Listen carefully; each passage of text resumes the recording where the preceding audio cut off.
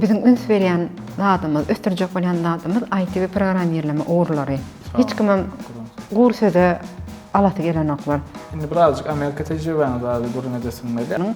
IP security chiplerini öndürýän firma bolup gidýär. Maňa ilkinji üstünlik getiren şu Launchlight Coding Bootcamp, mundan soňra hawa diýsek ýalanlar. Aňarda wagtym GDG-niň regionalny jogapkär koordinatory bilen interview etdim. Hawa diýilýär şeýdanymdan oturupda öýde işim edip, "Ferona şol gazanjam gazandylardım." Şeýle eder meni interview çağırdylar. Bize şuňalak yaşlarım uğurturup bilecek, ticaretini paylaşıp bilecek şunlar muallimler gerek dediler. 10 aydan sarf ettim. Şunu bir işleşme kuruma gözlemek için, anlandırmak için, başarıp bileceğim, görkelmek için. Sen adamda umut var da. Mercan ilki bilen IT uğruna nähil geleniniz bilen başlayalım. Şu arada edip berayın. Vilayetimizde yerleşen Daşol Telekom'un internet bölümünde operator olup işlep başlanımda tecrübe kazandım. Bu işte ben 2 yıl işledim. Ve 2 yılın dowamında kompüterlerde programmalar kurmak, operasyon sistemleri ve başka da bir näçe çyrşymly işlerini, network işlerini doly öwrendim. Bu iş tecrübem hem meni gelecekde üniversitede şu uğur taýlamama ulu iterge berdi. Onu esas şol okuwuňyzdan öňrak başlatdyrdy.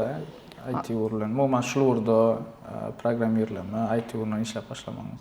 Ha, elbette men üniversitede başlanımda eýem tecrübem bardy.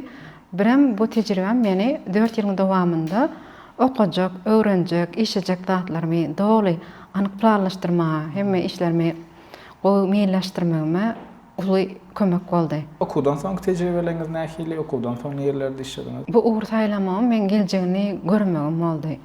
Şol ýerde Täbi ada bolsa guruluşykda injenerler bilen birat işledim. Bu iş maňa has höwetli işlemegime kömek etdi. Üniversitetden soňra men guruluşyk firmalarda, bizim Türkmenistanda ýerleşýän Taşyurt firmasynda hil barlygyň teknik höküminde işledim. 4 ýyl diňe bir teknik taýdan däl, doly ritmnamalary, portallary ýöretmek, köp türlü milletli atmosferada gurşawda işlemegime kömek etdi. Bir näçe uğurlar otaýda ýuristler amma bir näçe uğurdaky injenerler bar. Şeýle hem dokument ýöretýän işgärlerimiz bar. Şimdi birazcık Amerika tecrübeniz vardı gurun edesin böyle. Amerika tecrübeniz aslında şu guruluşyk firmada işlep görkeniz başladı şeyler yanlış mı? Men tek uýmanatly programasyna gatnaşdym. Amerikan elçihanasy tarapyndan amala aşyrylýan programmanyň talaplary hem şol ugrda teknologiýa, sistem ugrunda okuyan denanlar hem iş tejribesi bolanlar gatnaşyp bilýärdi. Edil şol wagt meniň hem okan ugrumyň dogry gelmegi, birim iş tejribelerimiň dogry gelmegi maňa has kömek etdi we geljek meňnamalarymyň anyk beýan etmegim hem kömek etdi. Şol ýere men gatnaşan ýylymam 20-22 ýurtlardan biz ýalak aýalgylar gatnaşdylar. 100-den gowrak aýalgy. Biziň her ýerimiň şu taýdaky dürli kompaniýalarda tejribe gazanmagymyza olar mümkinçilik berýär. Gitmeden ilki öz maksatnamaňy doly beýan etmeli, işoňa görä sizi bizi kompaniýalara yerleşdirýärler. Meniň taýlan kompaniýam Synopsys boldy. Synopsys bu esasy IP chipset ýalak AI hem avtomaşinlar ýa-da türlü telefon ulgamlarynyň IP security chiplerini öndürýän firma bolup gidýär. Meniň bu firmanyň taýlamagy sebäbi men kompýuteriniň hardware tarapy hem software tarapyndan tejribe berýänligi maňa hasam özüne çekici boldy. Birazcık näme täsir etdim ama ýa-da guruluşyk firmada da injenerlerle işledim diýdiňiz. Şoň täsiri boldy. Edil men dogry aýtsam bir hili garaşamdan başgaça boldy. Ol ýerde de hemmesi Daşyurtdan gelen injenerlerdi. Hindistan, Ermenistan, birim özlerini men ýalak özler bir ýal kabul etdi. Bu edil men häzirki işlep beren, şu döwürki işlep beren gurşawyndaky injenerler sferasy boldy. Şu tarapyndan men hiç geli kynçylyk çekmedim. Men girişgitmegime gatty aňtat boldy. GDG Aşgabatyň inisiatorlarynyň bir hökmüne çykyş etdiňiz. Eýni Amerikada döwürmiz, ýani tek men programmasyna gatnaşan döwürmiz, çoň uğruna çykypsyňyz, ýani GDG Aşgabat berdik. GDG diými Google Developers Group. Şonu nähil açanyňyz, şu proses barada aýdyp beräň. Näde Aşgabatda geldi Google Developers Group? Şu tek men programmanyň özü bir näçe network adamlar bilen tanyşyk gurnama ulum mümkinçilik platformasy ýaly programa bolup durýar. Şo döwürlerde men otaydaky yerleşen bootcamplar ýa beýlik firmalar ýa-da men ýaly uja gelen gyýlaryň şo öz ýurtlaryna şunýaly inisiatiwlary ýöredýän gyýlarly maslahat etmek, ul itergi berýär. Men edil şol wagt aňarda wagtym GDJ-niň regionalny jogapkär koordinatory bilen interwyu geçdim. Ol Türkiýede yerleşe özleri bir ilki bilen meniň teknologiýa tarapyndan başarmamy barladylar. İkincim nähili amala aşyryp biljekligim barada bir näçe interwyu sorulardan geçdiler. Bu sorulardan soň hem soru görnüşinek anketan doldurmam uğratdy. Hem men muny uğratdym. Edil şol wagt aňarda bar wagtym men edil bärdäki kursdaşlarym, öz orunda işleýän tanışlarım bilen aratyny saklap başladym. Näet biz şu komitini gurmak barada, nähil plan düzmek barada, eýa men aňarda wagtym kursdaşlarym şoňaly öz orunda işleýänler bilen gurundaşyk etip başladym. Muny registrasiýa edenden soňra ilkinji gurundan çärämiz 8 mart güni münasibetli aýal gyýlaryň bayramy bellemek boldy. Bärde diňe tanışykymda onun ikinji iň ul çäresi men Halkara Ötüş Üniversitetindäki oýlumlarym, kursdaşym ve taliplerim kömegi bilen Flutter ve Firebase Study Jam diýen çäresini gurnadym. 70den gowrak gatnaşyjy boldy we Aşgabat şäherine yerleşen 15den gowrak IT kompaniýanyň wekilleri gatnaşdy. Şol kompaniýalarda işleýän Flutter, Firebase onu işleýän oje hünärmenleri men speaker hökmünde de çağırdım.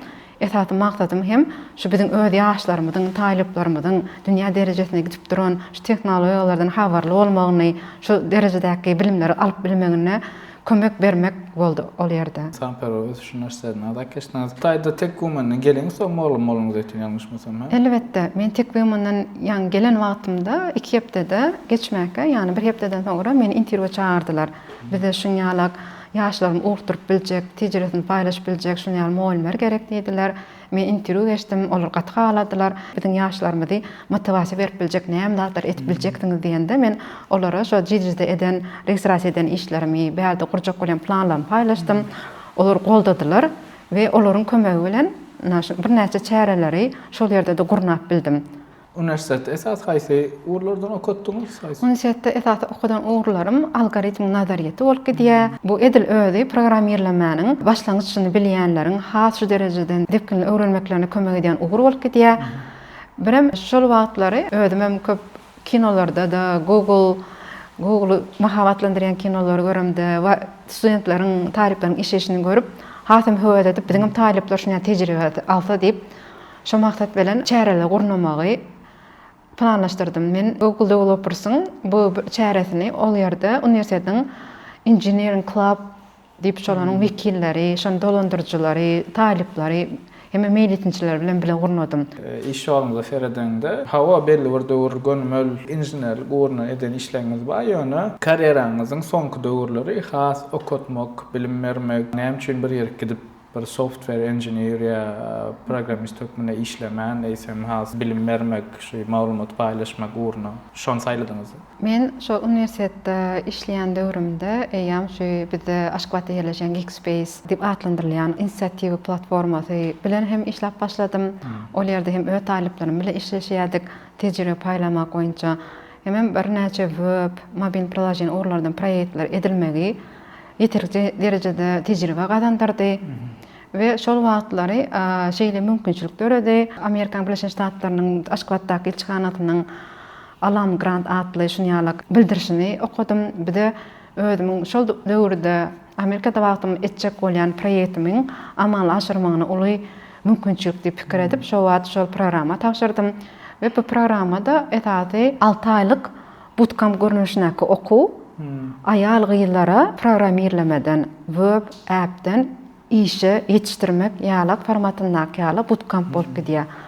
Bu men şu maksatnamamy ýerine ýetirmek üçin, olar okutmak, tejribe gazandyrmak üçin meniň ýolum şol ýerden başlady. Şol Launch Life bootcamp Launch Life Coding Bootcamp, Launch Life diýmem, durmuşa başla diýmek.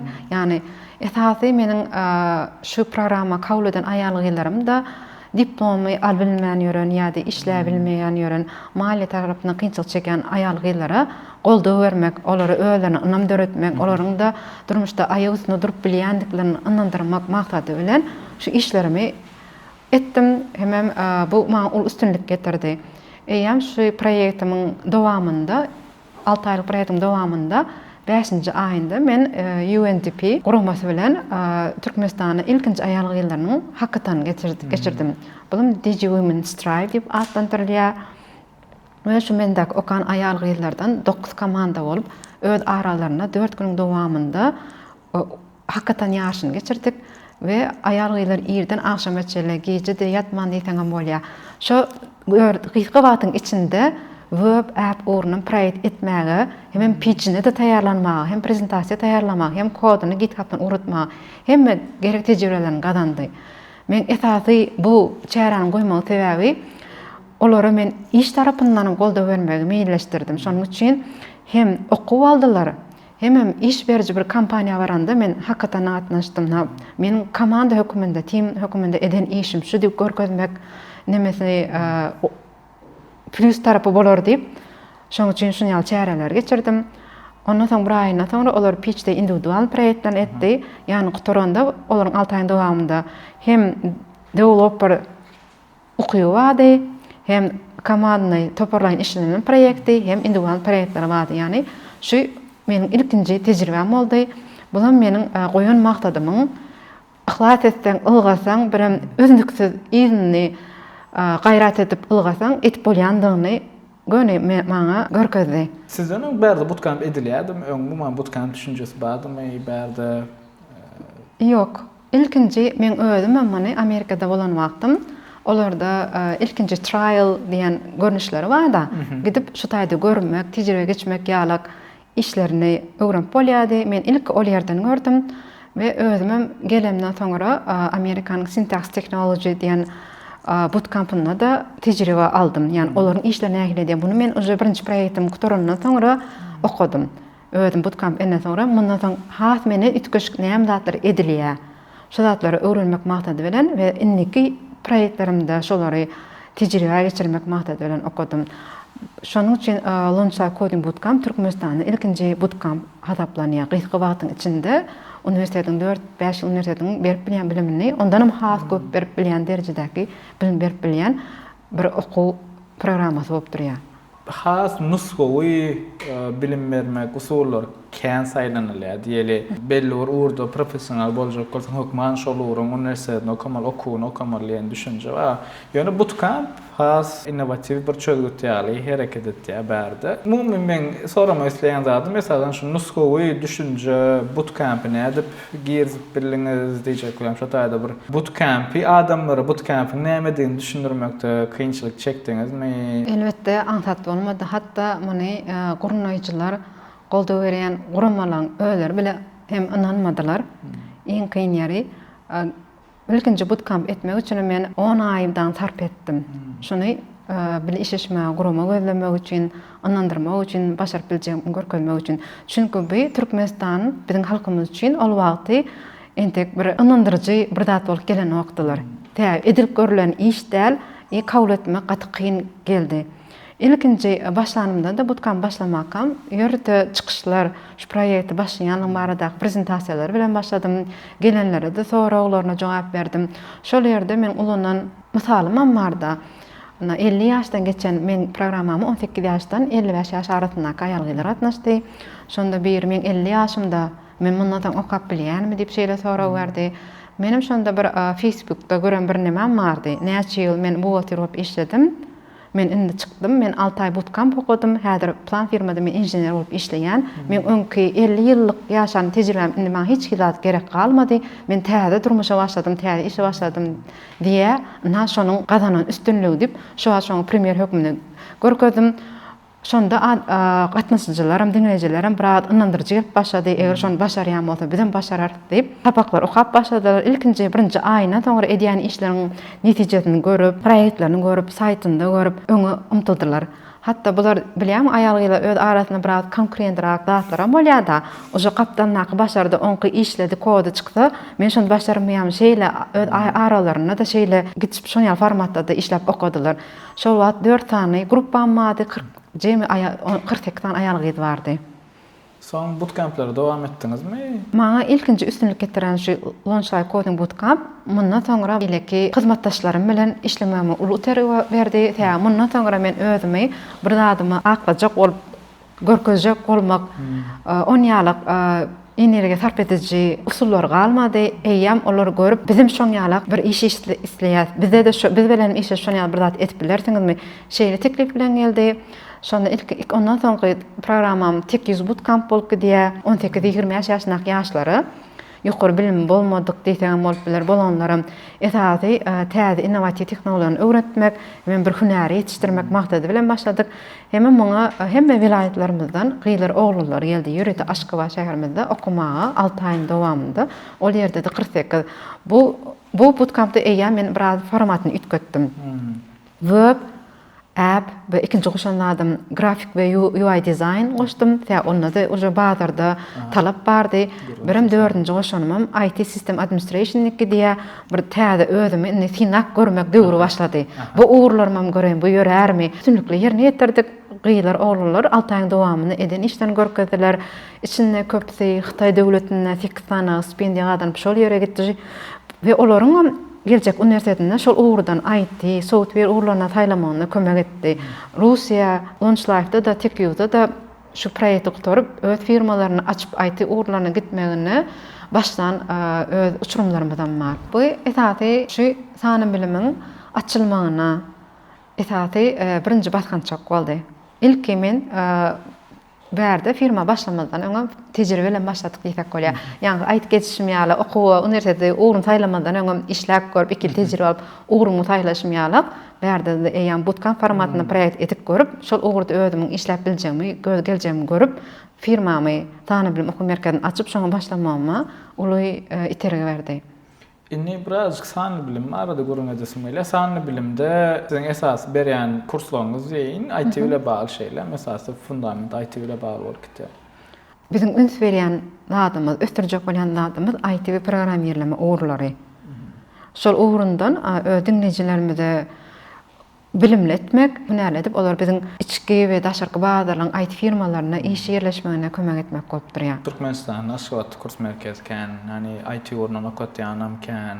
Täze kurs merkezi açyldy, zadyny eşitsem, tamam ýeterlik dämi, nemesi gelýär menne. Bir soraw durýar kellämde. Kurs merkezlere bolan talabyň derejesini eken bilmeýändigim üçin bolup biler.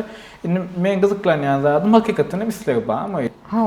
Hatta üniversitetlerde şol uğurda okap öğrenilen öğeler hem gelip koşmaça şöyle okuyalar. Täze biz işe ýerleşjek bolýar diýe. Demek onda olaryň bize bolan anamy var. Şerden golda alyp biljeklerini inanýarlar.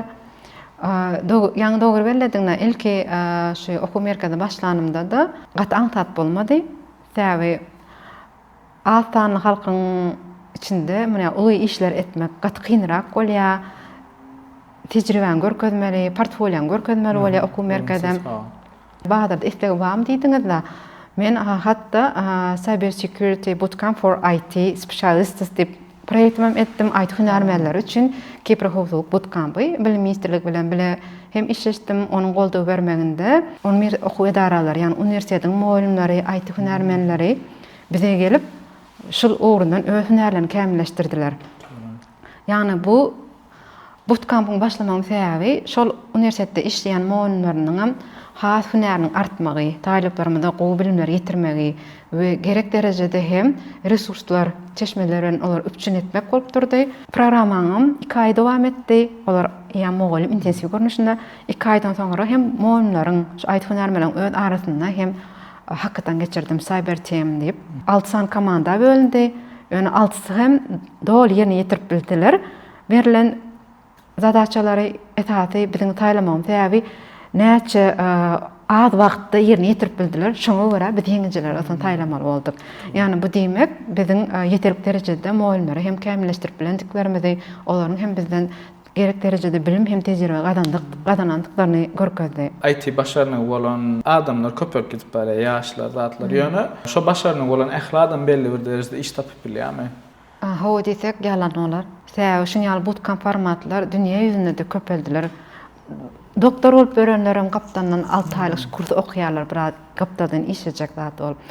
Aslında ýok däl. Eger sen ýeterlik derecede güýçli bolsaň, oja näçe proýektiň ma, näçe bir 10 ýyl duran tejribeň bolsa, sen hemme iş berjek gerek. Şu wagt iş berjileriň ýanynda şeýle hemme işler başaryp ýanyp duran adam bolsa, ol işsiz galmaýar. Eger men badarda iş ýok, iş tapalmak diýse, onda ol adamyň onu özi etmezçilik ýerlerini östürmeli. O taýda pes etmeli däl. İşlep berenlerde özler istese özler goşmaçy bir proýektler almaly. Ha, iş berjem hemşe eden işden görke dip başlaýar. Hiç kimem gursada alasy gelenoklar. Men öz tejribemde görýän oglan gyýlar ýetişdirenimde berk ymykly oturup bir näçe proýektleriň üstüne işläp, pulny zadyna da dawa etmäni ymykly dowam edenler şu wagt uly derejeye ýetdiler. Şoňa proýekt berjek bolsaň şu wagt men 6 aýym zanit, oja 10 aýym zanit, ondan alyp bilýän, şeýle jogap berilýänler bar. Demek 6-10 aýdan soň alyp bilýän bolsa, onda demek ýeterli derejede zakatlar bar bolýar. Eger men alyp bilenmek, başaramak bolsa, onu o taýda tejribe ýokmy diýen men batyr täze etbiljek adam şikayet etmeli däl. Etjek adam bahana gözlänok da ýol gözleýär. Düşünün. Garaz näme baýýaňyza mümkinçilik bar, ýöne özüni kämilleşdirmeli. Özüni kämilleşdirmeli. Çünki köp saýdýardyr bazarda gaty köpeldi şuňalak. Hatda eşitdim käbir IT firmalar işgärleriniň birden bizden has köpräk aýl ködürlän ýerlere, gadan çödürlän ýerlere gider gorkusundan şeýle vakansiýalaram açyk goýan ekenler. Bu ýurtdaşlynaky tejribelerini Amerikadaky demde edýän köp saýda taşyryp goýdum, bir ýolda habar tutanoklar ýöne jaň etdiler, interwýudan boldular, habarlaşyr diýip goýdular, atkadym edenoklar goýdular. Olar prosta özleriniň alternativ resurs höküminde zapasny adamlaryny, işgärlerini ýygnap goýýarlar aslında. Birden gidäýän ýagdaýynda bir ýyldan soň gaýtdan sizleriň plan interwýumyz galdy. Şo senaldan geçmeli diýip ýene ýüzüp bilýärler. Hemme kişi, hemme iş berje ökdeden ökde gerek şu wagt.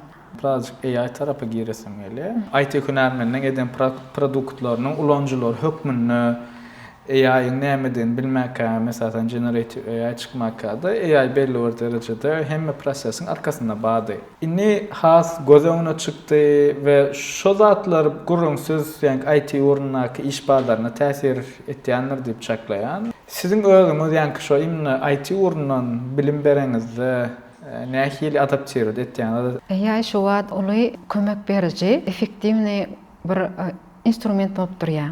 Aslında AI bir köpçülüğü yakınına çıktı. Köpçülük bunu AI diye yakınına öğrendi. Aslında bu bir neçe yılların devamında AI NASA dedi belki ilim adamlar tarafından machine learning olur ulanıp bölülen ilim bay. Öňe belki ilim belki teknoloji firmaları ulu oldu vertdirdi. Ýöne köpsi AI'yň özü hem eger bir maglumat bolmasa ol hiç zat etmeýär, ol adamlar tarapyndan berilen bir maglumaty işläp çykarjy bir instrument bolup durýar. Ýani elbetde bu wagty gaty tyşytlaýjy bir instrument bolup biziň ýanymyzda deweloperler onu ulanyp bilerler, programmaçylar ýöne tutuş AI'ya baglap bir proýektlerini etdirip bolmaýar hiç wagt. Terona köp taýda şu wagt kod ýazmak nämerek, website etmek nämerek AI etdura diýär. Ýöne AI-den alyp onu işläp çıkarmak için sen yine de sen öz şu fundamentin, şu coding programmerleme okuýuň, skilling bolmasa ol hiç zat bolup durýar. Özümiz ana birinci kursda okugan wagtymyzda Notepad diýip şuňalak datda ýazýardyk, HTML, CSS ýazýas, kod birden tagın nokodiýatdan çykan bolsa, şonu browserda işletip bilemedik. Yani şeýitdirmem saatın, 2 saatyň dowamlı okuýanymyzda ýöne bir Notepadda bir sahypa ýazıp çykýan. Häzir o biziň o ýazanlarymyz şu 2 minutda ýazylýan. Daha çok bir knopkany basanda oja ýazyp şetkidi ýani has diýjek bolýanym şu ýerde AI'yň instrumentlarda programmaçylara wagt teşviklama we de başga ýollarynyň, başga saýlawlaryň işläp boljak ugurlaryny ýene olara logik tarapyndan pikirlenmegine ýol berýän bir goldaw berji instrument bolup durýar ýani. Bu näme oňam köp firmalarda AI'ň taýýar AI ulananda maçyn adam ýene tyşytlaýjy da chatbotlar çykdy. Mundan operatorlar gejet oturmaly ýatmaly däl bolýar. Indi awtomatik usulunda goýulan soraglary we chatbot işläp dur. Bulam edil öňkü döwürdäki ýaly, rewolsiýa döwürdäki ýaly adam iş azalyp robotehnika geçilip başlady, senataşdyryldy, hemme teknikalaşdyrdy. Bulam şoň ýaly bolýar. Ýani şu wagt hiç bir senatatda adam ýok, diňe robot işe diplomadyk. Ýani seronda hemme adyny gözetçilik zatynda da ýene de adam tarapyndan dolandyrylýar ataýda. Şoň üçin diýjek bolýanym kodda da programmalamada biziň tapaklarymyzda da biz AI hemişe ulanýar, ulanmaly. Häzirki talab media ýene de ýa-da dolandyrmak tarapy ýene de ulanjyň özüne galýar. Onda fundament hem wagt gerek bolardy. Fundament gerek ýa düşünmeseň otaýda näme ýa-da bilen ok. Şol urda bilim bar adama işini çat etmäge gowalýar. Arasynda näme bolýar? Aýmen şu bilim berme, maňarda dursun bootcamp hem gerek, işler gerek. Men oturup şol kodlamaga dowam eden bolsam diýen ýaly pikirler gelýärmi, wagtlar bolýar. Elbetde gelýär. Täbi näme üçin dolandyrmak istemede gatykyn täbi adamlar bilen işleşýän. Özüň ökde, özüň ynanýan, wagtyň tyşytlan bilýän, planlanan dadyň wagtyny etbilýän bilýän ýöne özüň etmek bilen adamlary etdirtmek başga bolýar. Olara plan çyzyp, şonu etdirmek başga bolýar. Şoň ýalyk zatlar hem adamyň köp energiýasyny näme tarp etdirtip bilýär da kavat edilýär, şeýdanymdan oturup da öz işim edip, "Serowna şol gazanjam bilerdim, şeýle ederdim" diýen zatlar içimden geçýär. Birem näme IT programmerlama girenneň, işe başlasaň, üstüne turasaňam gelenek. Dakanza birem gapdal näme daşky seslerem hem ýokmaýar. Ýazýan wagtlaryň pol ünsüň berilýär. Şoň üçin elbetde ol öz işini etmek, ol has boly. Hem belli bir derejede öz bilýän gazanjyň bardyň bilýän, etjek goýjaň bilýän. Eýam bir şirketde, bir firma ýolbaşçy bolanynda eýam sende finans tarapyndan pikirlenmeli ýerler gaty köp bolýar. Garaz ýöne de nemesi uzak möhletliğin seredenizde ve birazcık näme diýilýär, fulfillment tarapy has köp bolmagy mümkin, ýani bilim bilen bagly, ýani dolandyrmak tarapynynky. Awa. Adamda umyt bar da. Bugün däl bugünki edýän işlerim geljek üçin ýatyrym, geljegimin fundamenty, şu tejribeň üstü bilen men şol nokada ýeterin, şu maksat bilen elbetde işlemeli bolýar.